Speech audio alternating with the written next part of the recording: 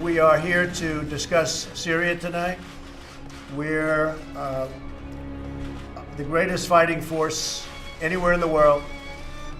These gentlemen and ladies are incredible people, incredible talent, and we're making a decision as to what we do with respect to the horrible attack that was made near Damascus.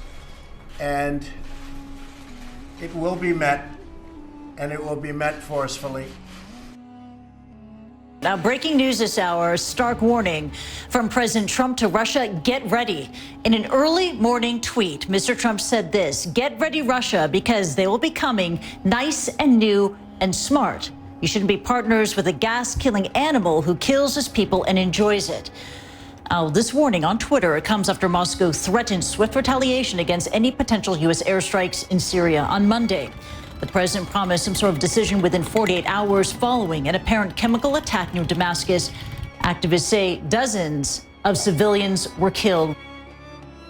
The region now bracing itself for what could be U.S. airstrikes as a result of the reported use of chemical weapons by the Bashar al-Assad regime. It appears the Russians, who have a significant presence on the ground in Syria, are preparing for those possible strikes.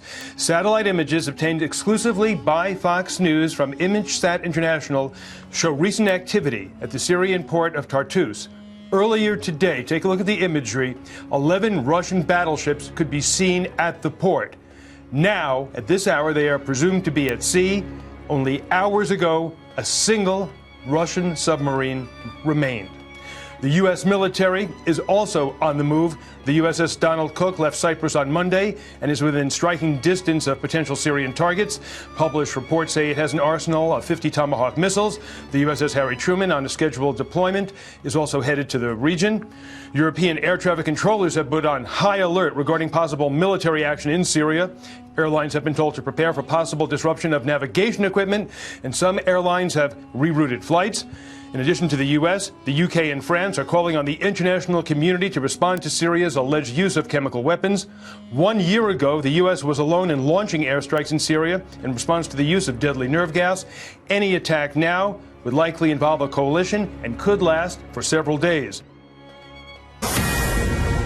Fox News alert now. Tensions with Syria heating up in every way since form. The U.S. deploying armed nuclear-powered aircraft carriers to the Middle East, including the USS Harry Truman, following Assad's alleged chemical attack on his own people Saturday. Is this the right course of action? Lieutenant General Richard Newton serves as the Assistant Vice Chief of Staff for the U.S. Air Force and joins us right now.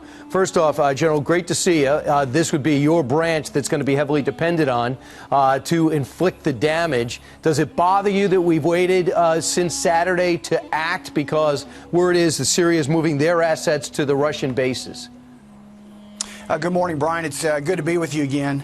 Not particularly. I believe that the president has been huddling with his national security team, particularly his U.S. military leaders, and certainly with Secretary Mattis, to go over a range of options that could be as simple as what we did with the 59 TLAM strikes, the Tomahawk land attack missile strikes we did back on 7 April 2017, to a more robust air campaign. So I believe it's appropriate and certainly suitable for the president to go through these range of options, and for the military planners, the Pentagon planners in this case, to provide them those options and get forces ready in place to strike as the president presumably would call for. So we want to get the French and British involved. No word from the British. The French are leaning our direction, but fear of escalating this conflict.